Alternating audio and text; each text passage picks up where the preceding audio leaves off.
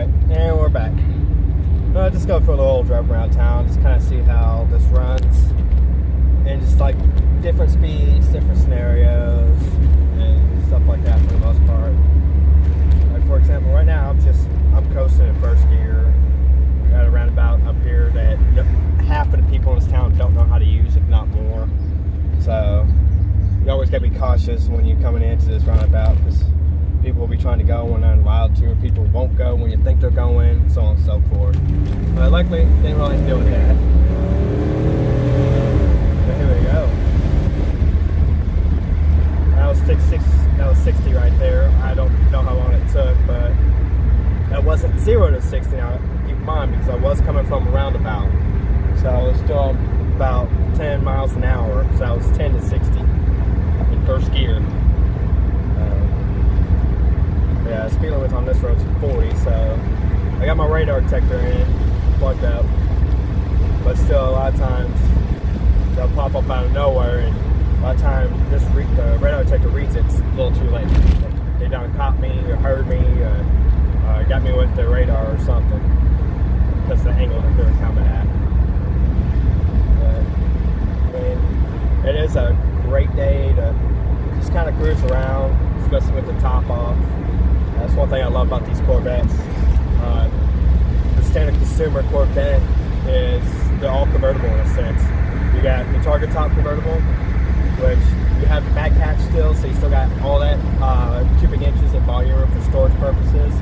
And then you got the convertible, which comes all the way off, and it's just you to the ass end of the back end of the car, and you get a trunk on those. My understanding, I've not personally seen one, but the trunk is not as much room as you do with the coupes that have the target top, because it's like it's a trunk. It's got a lid on it, and it only goes the size of the bumper for the most part. But with these target tops, you got from the roof at an angle downward to the back, and then you also have like little compartments too that you can lift up, because this thing does lack a glove box. It does have a center console, which is kind of small, not much room, but it lacks a glove box on it. But the little storage compartments in the back really make up for that. Underneath ones where you'll have like your jack and your lug wrench and everything. Now, they both have vents on top of that you can put stuff in, so it's really great. I know the other one is the fuel pump, and everything's all padded to help minimize noise, but it makes, like I said, it makes up for the glove box. It's like having two glove boxes in the back. So I'm going to come up here to this highway and go down the highway a little bit, so you can actually get some highway speeds.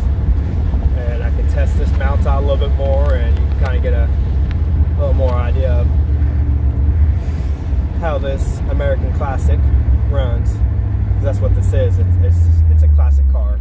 It's 32 years old. It's almost to be 4 generations old. Right now it's the C7. They're going to be introducing the C8 here on the 18th,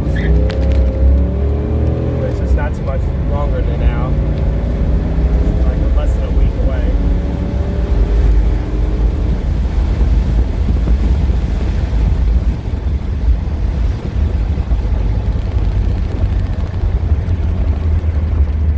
Yeah, this mount's very bouncy. I don't know if you can hear it, but yeah, it's going to be time for some new brakes soon.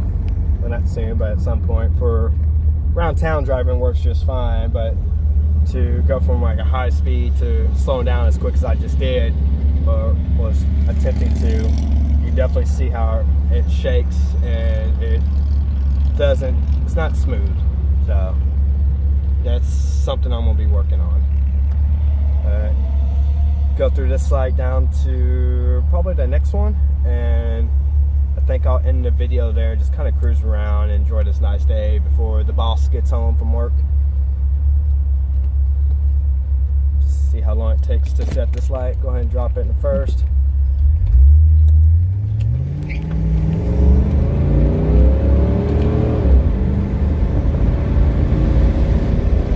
Yeah, that was a slow start on that one. I didn't really punch at the beginning because I did have like cars behind me, including an ambulance, and I didn't want them somebody to call in for reckless driving. You know, I wasn't speeding. I went up to the speed limit, but I just don't want to take the chances out here. So, but it kind of give me an idea, just a little bit how this thing runs for being as old as it was, and what little bit of work I did do to it, just kind of get it back up where it should be. I mean, I'm getting there. I plan on keeping this car for a short bit and getting to where it's at, and then using it for a trade-in towards a C5, hopefully a C6. Depends on my finances I got saved up at the time and everything, and the packages that I find available, and mileage and value and all that good stuff. But I want to thank everybody for watching. If you like this video, give me a like, give me a thumbs up. Have any comments, comment below. I'll answer them when I get the chance. And thanks for watching. Don't forget to hit that subscribe button.